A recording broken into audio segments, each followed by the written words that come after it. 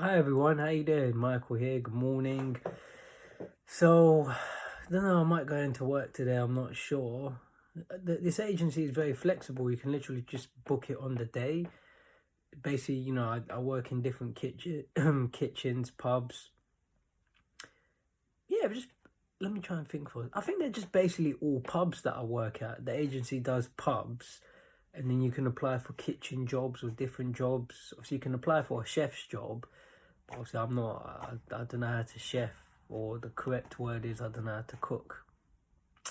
So I don't know. I might try and do an evening shift today. I don't know. I've worked all week. I'm pretty tired. So anyway, I've been around boxing. So I'm 31 now. I was 16 when I walked into a boxing club for the first time, Peacock Gym. I did that to lose weight. So that was 2007 when I was doing my GCSEs. And yeah, I just drifted around boxing for a long time. I had such a different mindset back then. But so that was 2007, 2010. See, a lot of people don't know this. Some people do, but 2010 is basically when I sort of set up my YouTube channel, and when I was taking it, I was going to press conferences. I think Roy Jones was one of the first people I interviewed. No, the first person I interviewed was definitely Tyson Fury. I went to the Tyson Fury John McDermott rematch. Yeah, I was at that fight. And before the fight, I went to the press conference.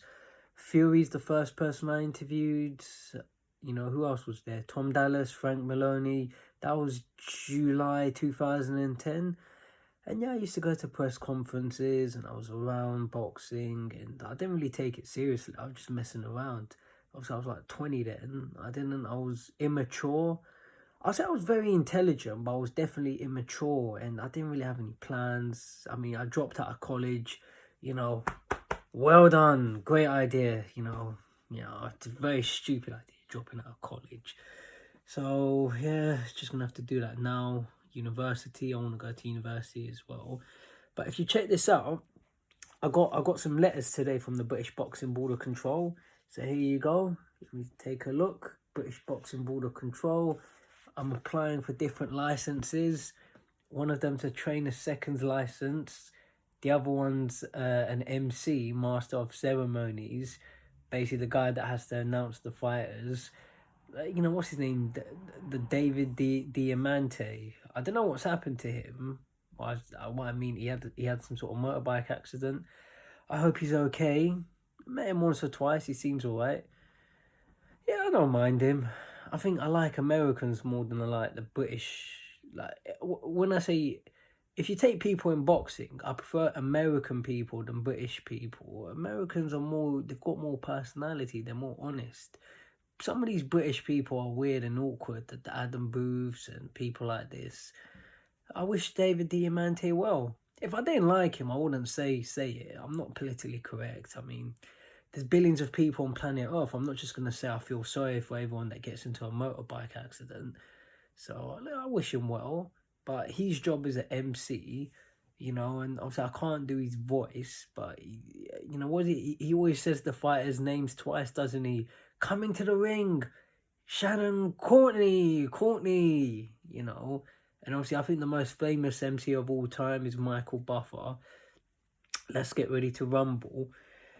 So yeah, I look forward to that fight. I look forward to hopefully seeing him back again. But I've applied for an MC's license, so let's see what happens. And the other one is a ringmaster whip, who's basically the guy who sort of runs a woman. Basically, the person who, I'm not trying to be politically correct, but let's say if women want to do the job, they can. The ringmaster is basically the person who's working behind backstage, getting the fighters organised. All right, these are your gloves. Da, da, da, da. You're coming to the ring next. So I've applied for all these licenses. Train a second. Yeah, let's see how it goes. This is going to be very interesting because now I'm gonna officially, obviously, if I pass them, I'm gonna officially be a member of the British Boxing Board of Control. So let me give you some advice for people who watch my videos or boxing fans. I'm surprised people don't really understand this, but if you want to change things in boxing, I think you have to involve yourself in boxing, as I have. And, you know, you just take it a day at a time. You take it a day at a time, you work your way up. And, you know, you meet people, you talk to them, you see what boxing's like. And what I can tell you about boxing's about making as much money as possible.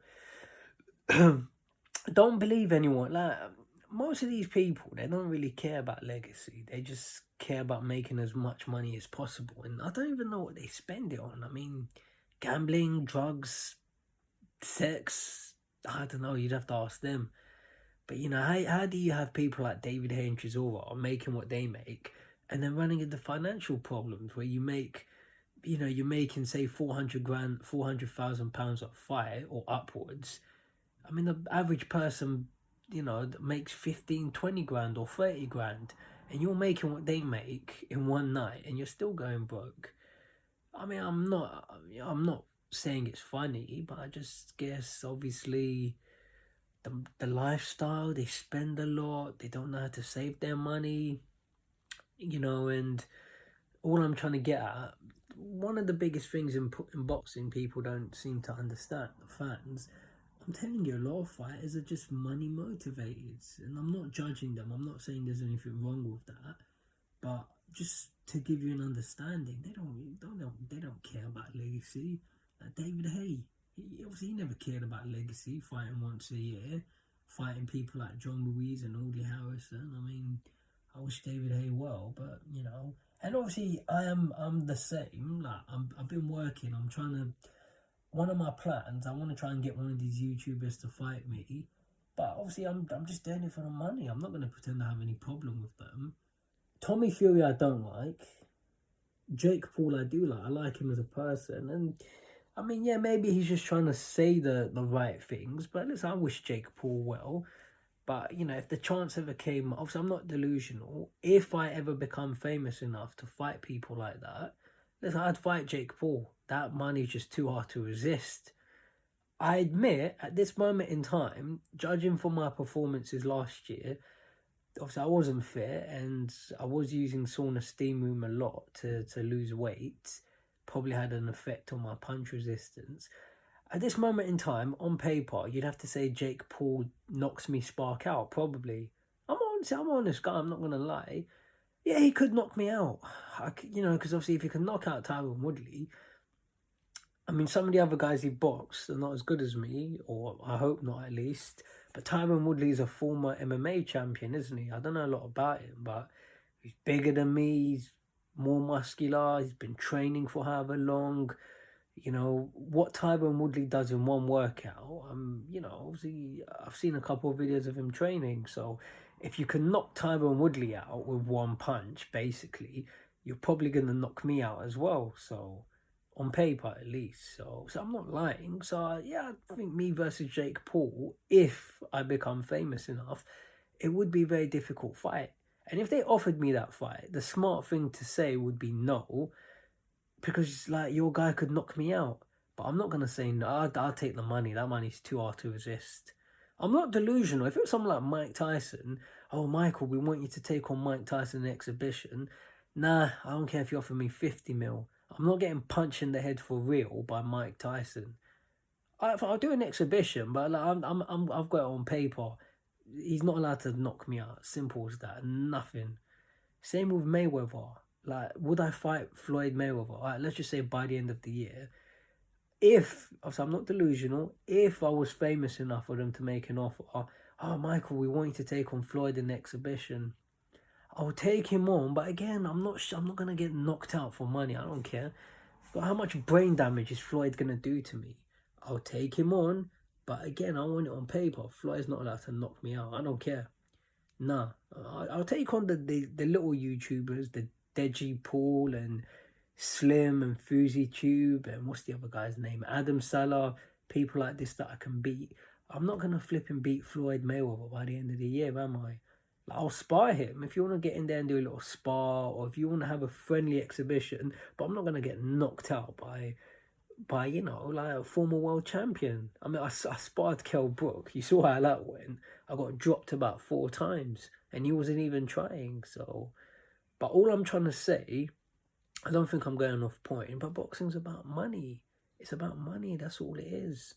So there's things that I want to change in boxing, and once I get my little licenses, let's see what I can do. Let's see what I can do. Stay tuned.